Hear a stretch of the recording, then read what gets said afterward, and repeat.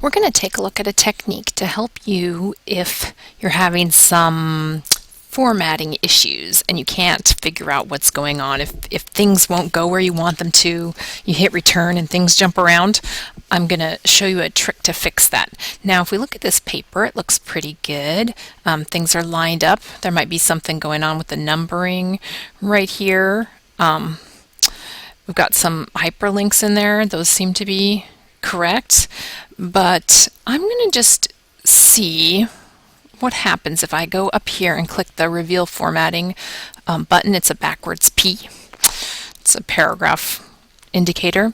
Now, when that happens, we get a whole bunch of extra little marks on our page, and that can be helpful in a couple of ways. It shows you where page breaks are. See, if I turn that off, you can't see that there's a page break right there, and there happens to be another page down here below. So if I reveal formatting, I can see that there's a page break, and that would tell me why there's so much blank space here if I didn't want the blank space. It also tells me a couple of other things. These little black dots right here and right here indicate spaces.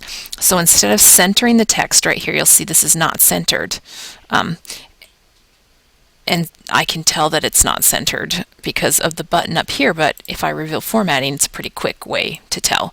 And so then I want it centered. And it's better to use the tools in Word rather than do things yourself, because when you move pages around, if you have spaces in there, it can make things look ugly, and then that can be frustrating.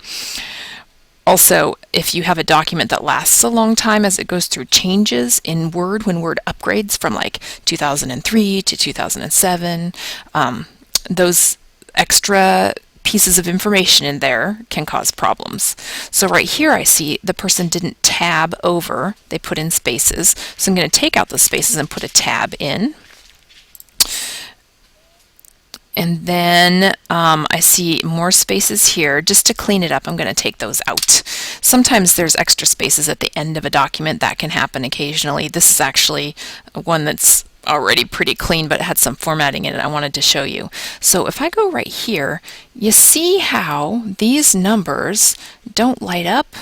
Look down here when I highlight this list. See how just the list highlights but not the numbers? I can get the numbers separately like that. That means that word formatting has been applied here, and it's a lot easier to change. If I take a number out of the middle, it automatically renumbers everything.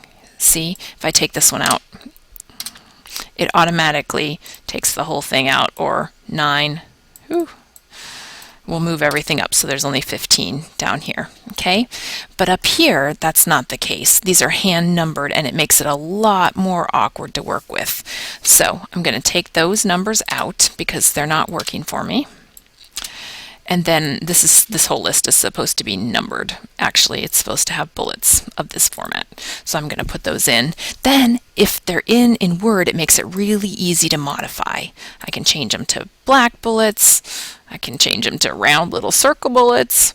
So the point of this tutorial is to show you that you want to use Reveal Formatting if you've got problems with formatting, or just to double check your document at the end before you turn it in, especially a final project, to make sure everything looks pretty clean, because you can be assured that I will be revealing formatting when I'm grading.